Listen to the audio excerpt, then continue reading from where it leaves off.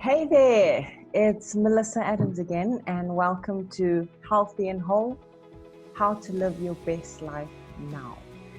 Today, we're talking about, I think mental, we're talking spiritual, we're talking casually, just about life and how to handle it, and especially when it comes to kids and difficulties with learning disabilities as well, and how to rise above it and the stresses that it comes with as well.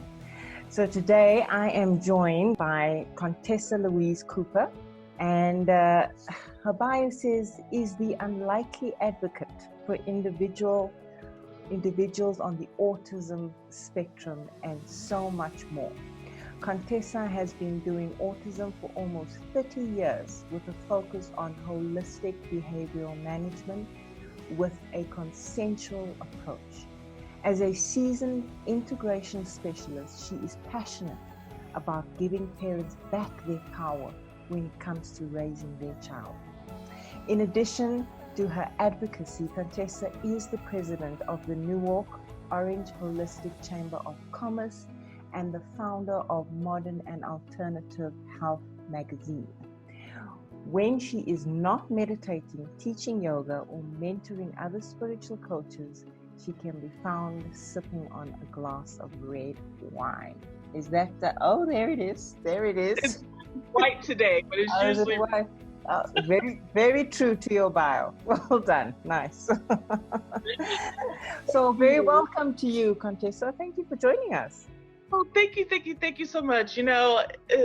Every time I hear someone read my bio, I'm like, wow, is that me? Because, people see you differently than you see yourself. I'm just a mom out here trying to help other people.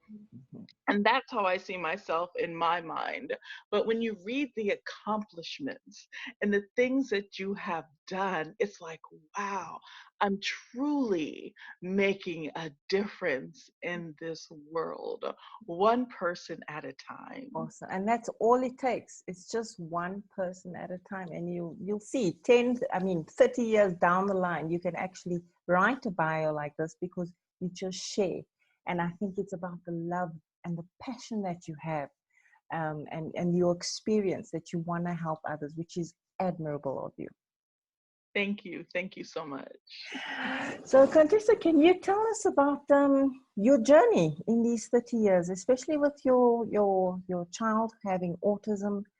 I know that can be very stressful on a parent, and it can cause, it can trigger autoimmunity as well if we don't know how to channel that negative energy, because you need to have a strong face in front of your child, How did you actually manage all that?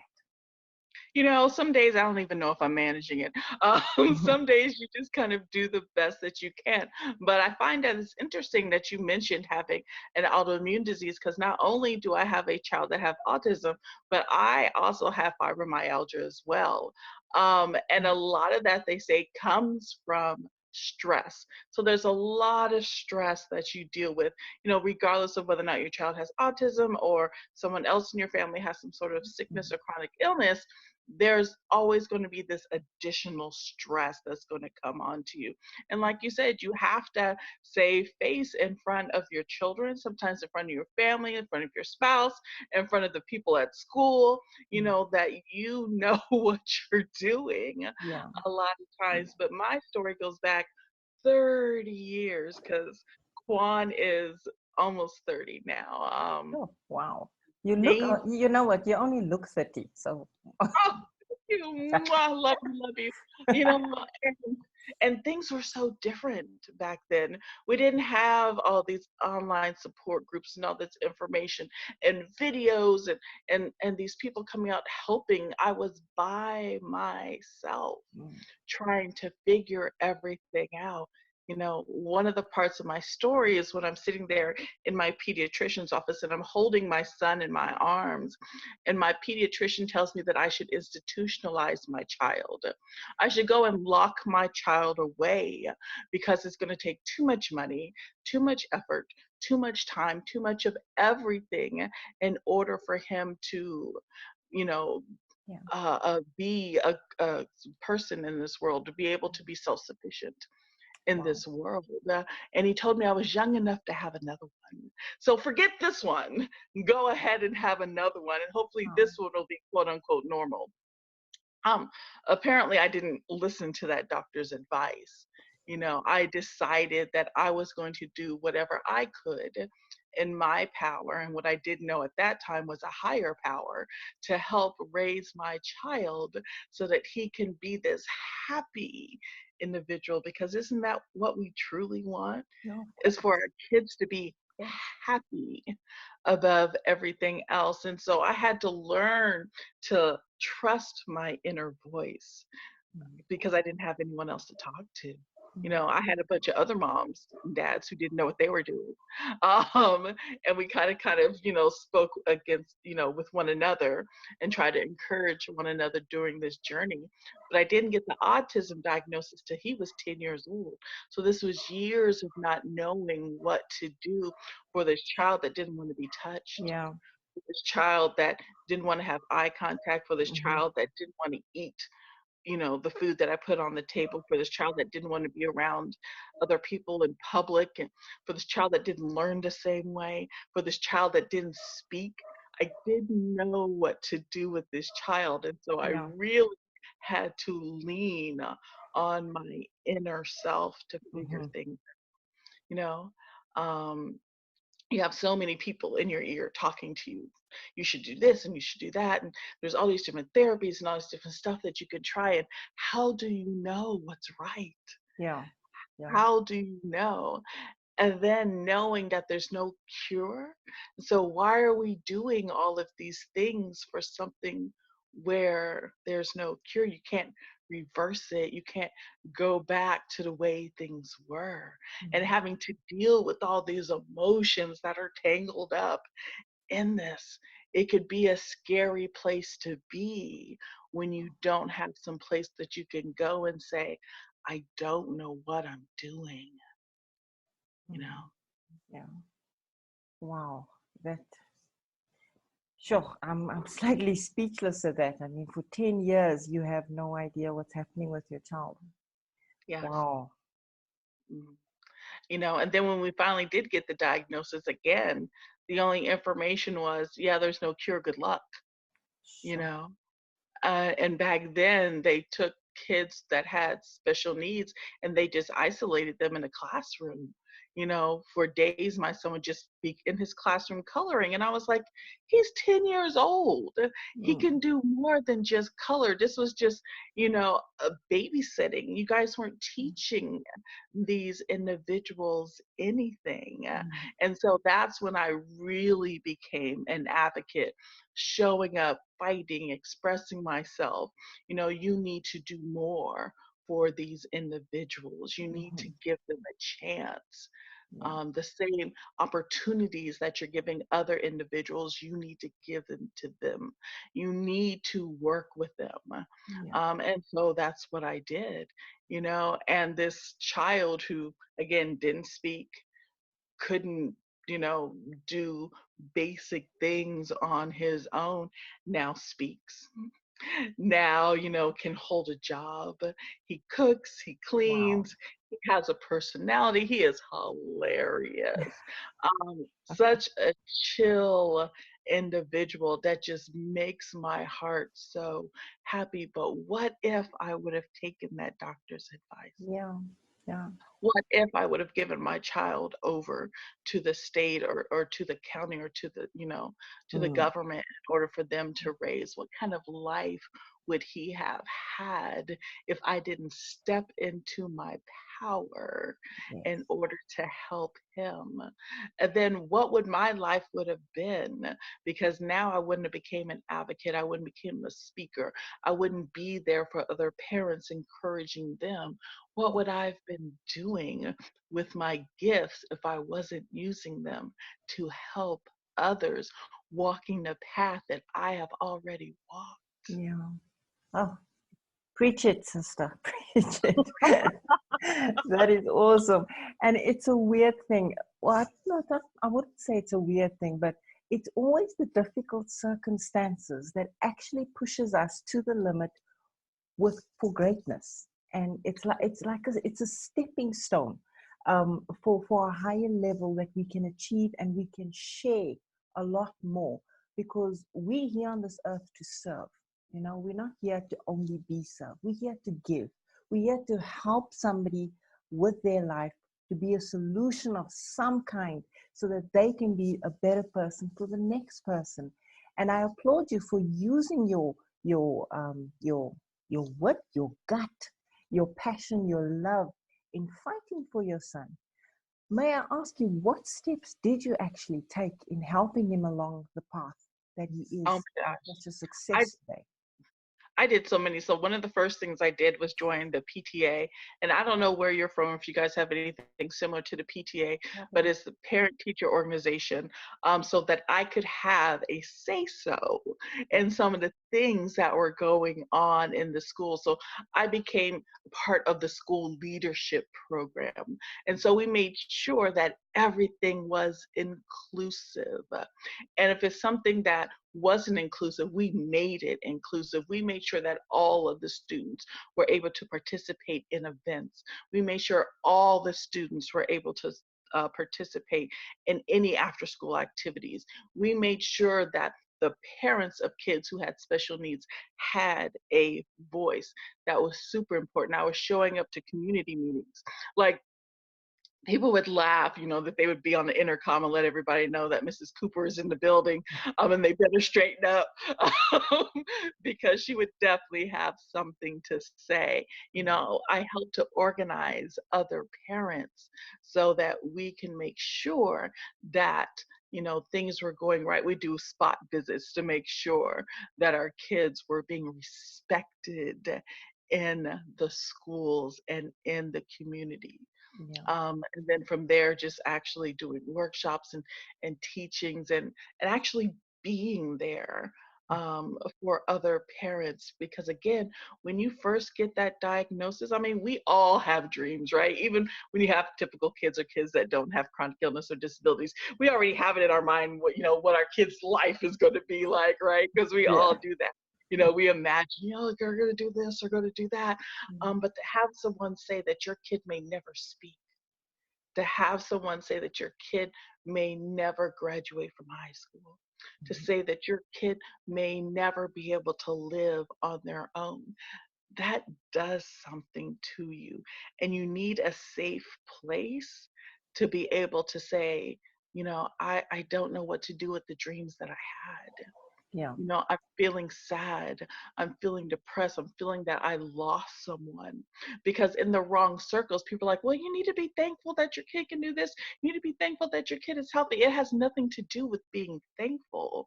You need a place to handle those emotions that you're feeling, whether good or bad, without judgment. And so I am a place that you can go judgment free in order to say those things that you can't say in front of anyone else. mm, That's important. mm, yeah. And in terms of your son at home, how did you manage him? Did you put him on a special diet? Did you change the whole home environment, TV discussions, this, that?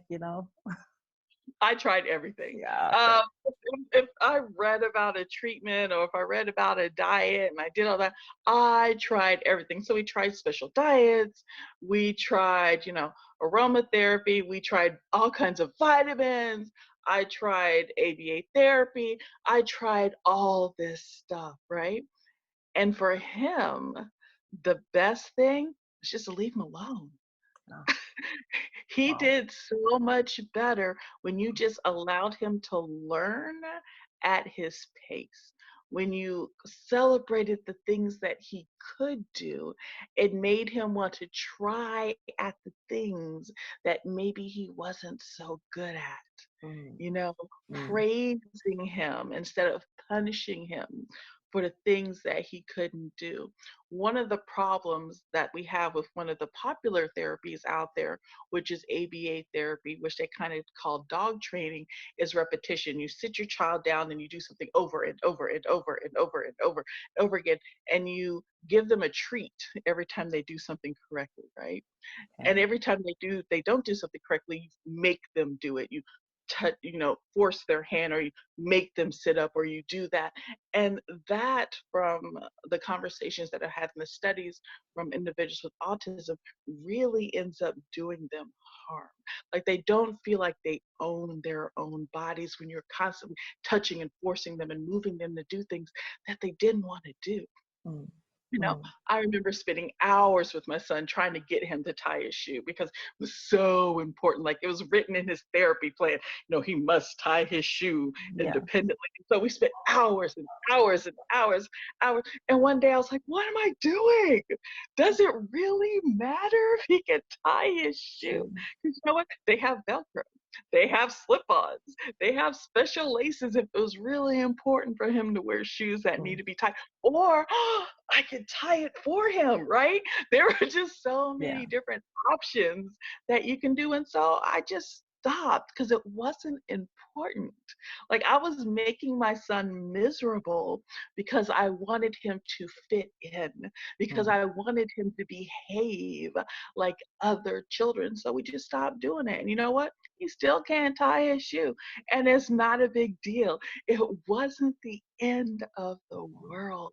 yeah. So I started focusing on things that mattered. Can he cook food? Right? And so he can use the oven, but I get kind of with him having the oven on for long periods of time, right? And so we adapt.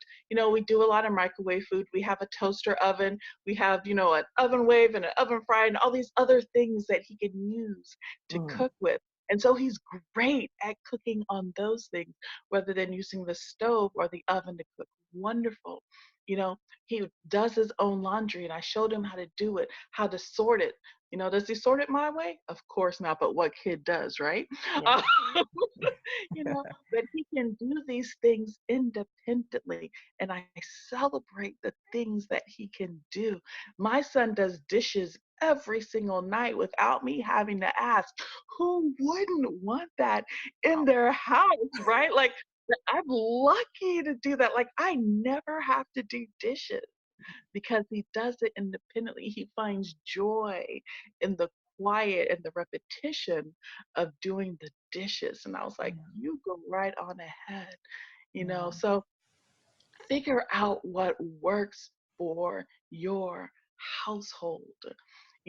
I was talking to a mom, and her child would scream every time her mom would turn on the oven, just scream.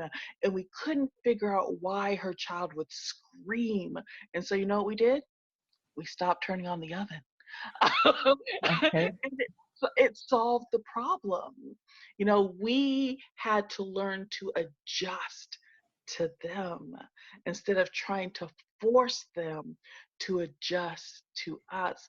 And when we did that, we had calm and lack of chaos Hmm. in our homes. Yeah. And we're all able to live in this space, Mhm. and we can all be happy.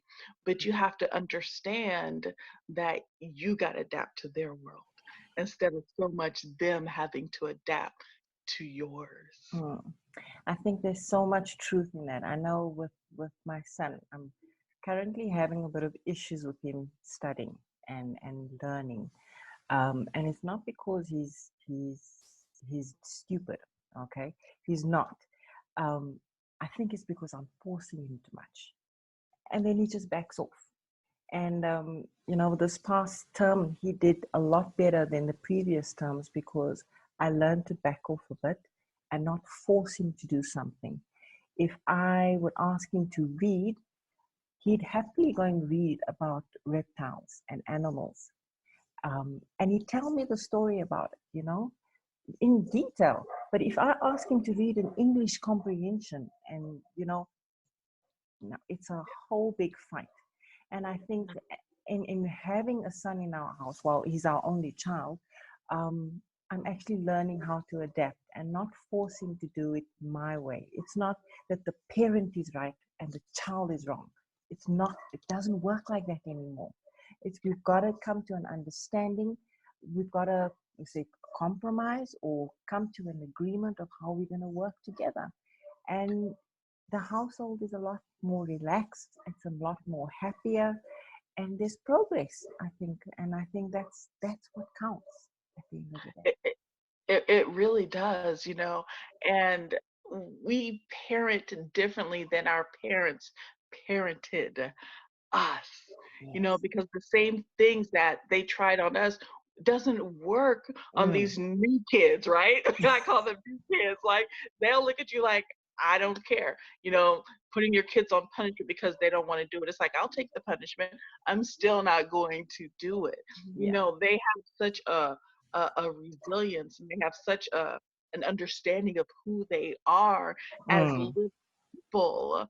And as Yeah. parents, we need to understand who they are as younger people, young adults, right? Younger Yeah. humans, Yeah. and understand what we have to do and teach them how to learn their way, And be the right? best at it.